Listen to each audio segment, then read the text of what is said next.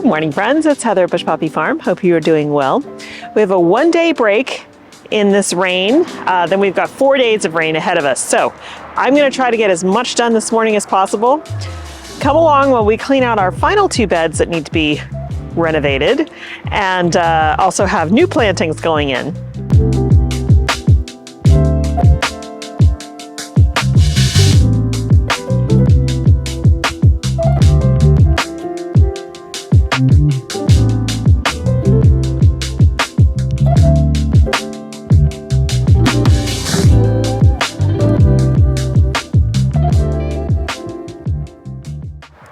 So I have 2 beds that fortunately are literally right here next to the big pile of compost. I need to go into both of these beds, pull out all the weeds. There's a lot of weeds, and all of the fall leaves that fell, because the leaves that fall in these 2 beds are from giant poplar trees that have enormous, like bigger than your hand leaves, and they just form a mat on the ground. They take forever to decompose, and in the meantime they smother other plants. So it's better for me to pull all those out. Sometimes if I'm on it, I will pull them all out and I'll grind them up, you know, like with the mulching mower or whatever, and then they're great for mulch. But otherwise they just kind of create this impenetrable mat. First bed we're going to deal with is this one right here. It is not on irrigation. I do water it occasionally during the summer.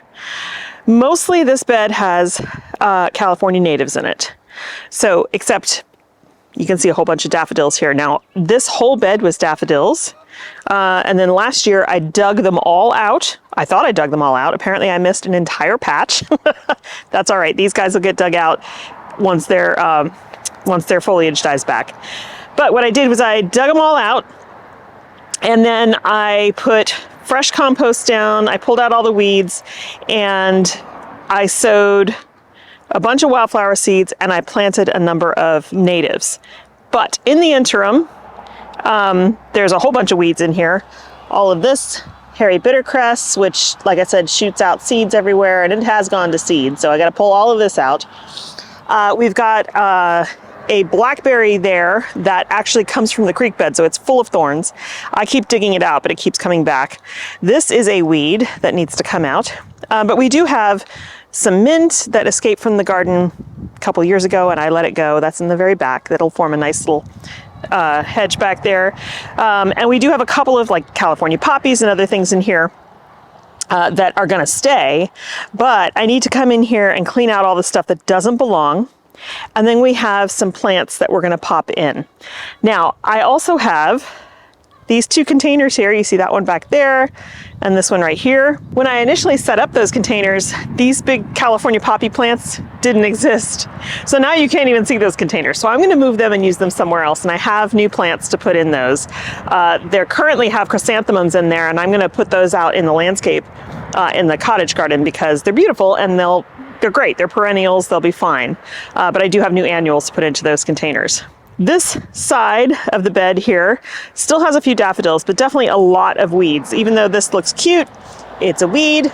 So I'm going to clean this side out as well. There are some lavenders back there, but they just didn't make it after transplant, and so they need to come out.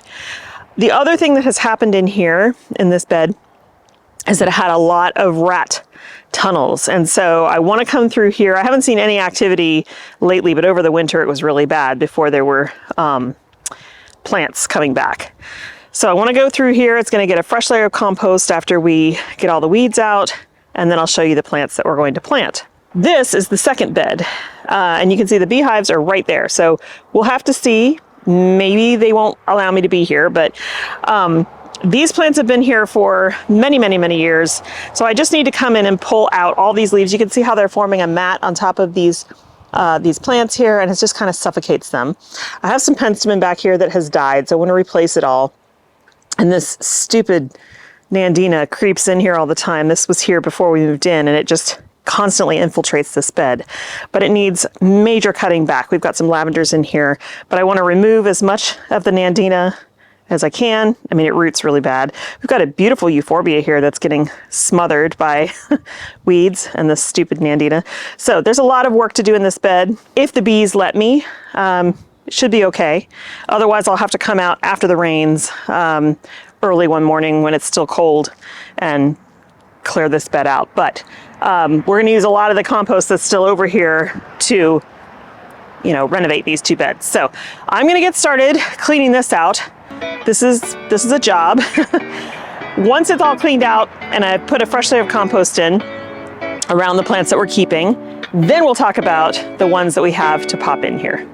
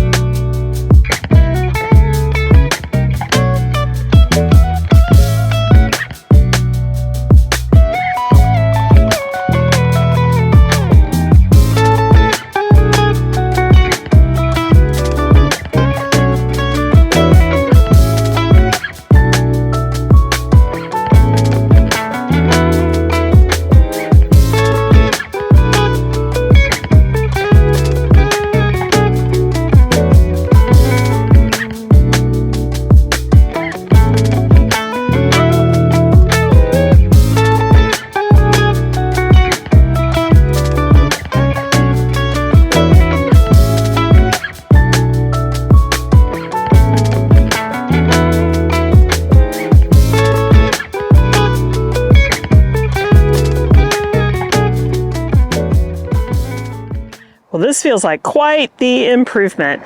It's amazing what adding compost to an area does. It just makes it look so much tidier and prettier. Okay, so I have laid out the plants that I bought. These are all perennials, and a lot of them, most of them, are California natives. So let's go over what we've got here. This one back here is a ceanothus, also known as California lilac. This one is Joyce Coulter variety. Gets 2 to 5 feet high. The width is 8 to 12 inches, and the flower color is medium blue. These guys bloom in the springtime, so we might get some flowers off of that, but I doubt it. Next year we definitely will, and it'll be bigger.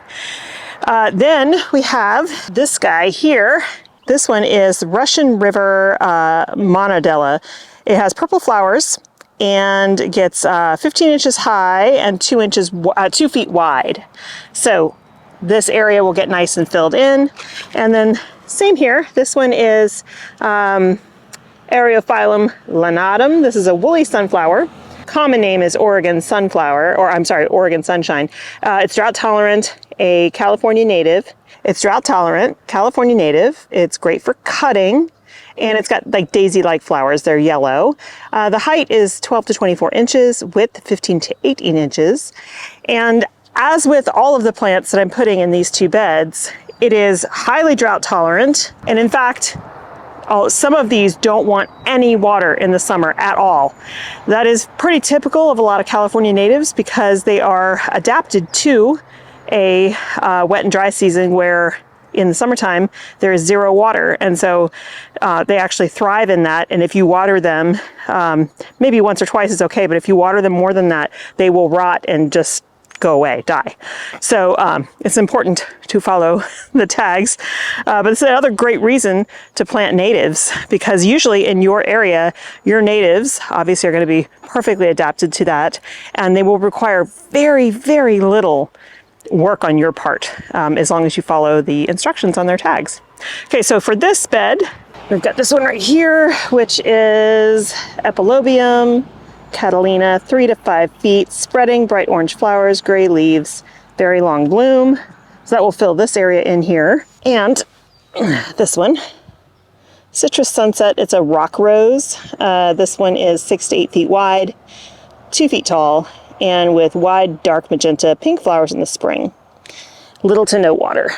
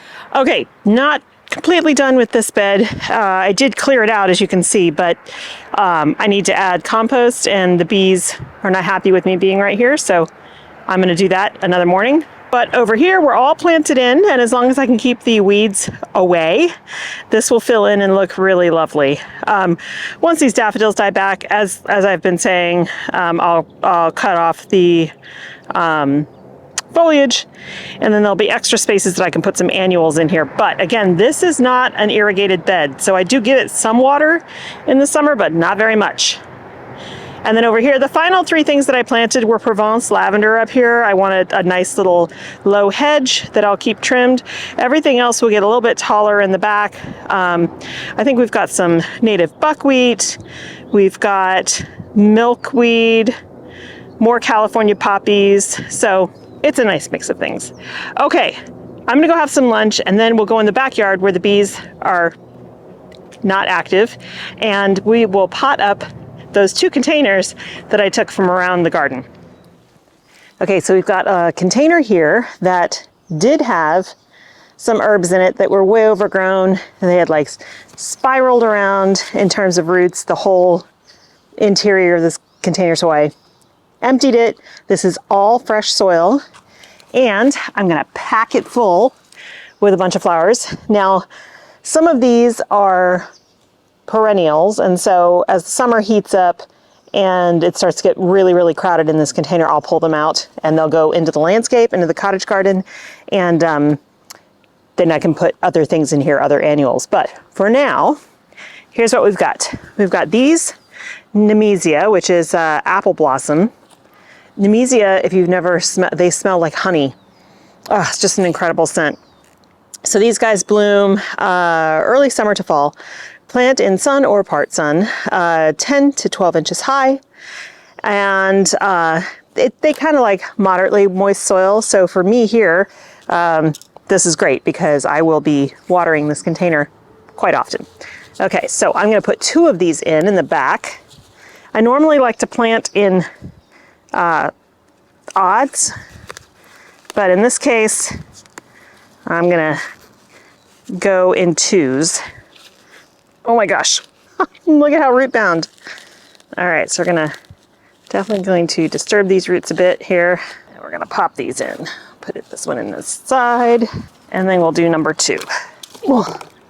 Same thing, very, very root bound on the bottom. Clearly been in the pot for a long time.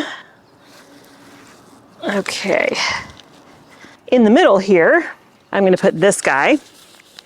This is a Biden's. It's a spicy electric white. So it's an annual, it's a perennial, but it's short-lived.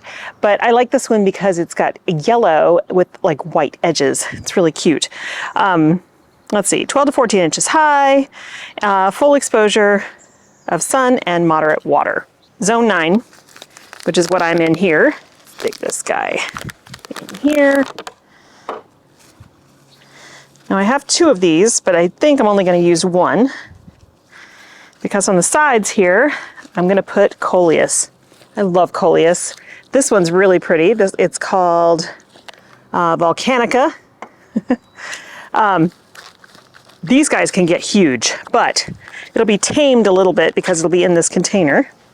I'll pop 1 on either side here. Very nice. I think the colors go really nicely together.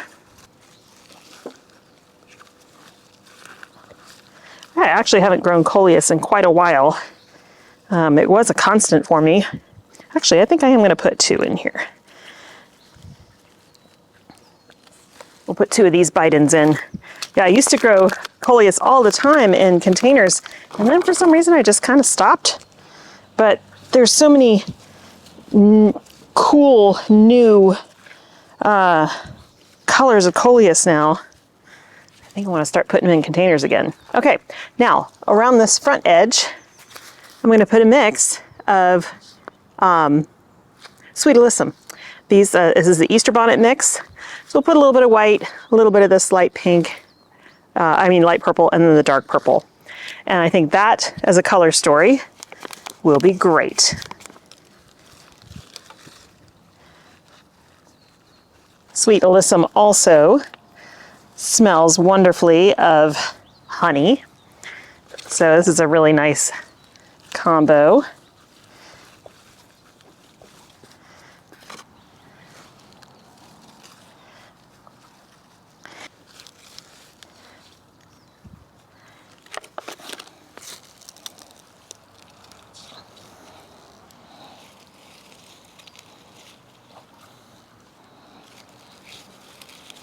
So I love that. I think that's so bright and colorful. And of course, these coleus will get just huge.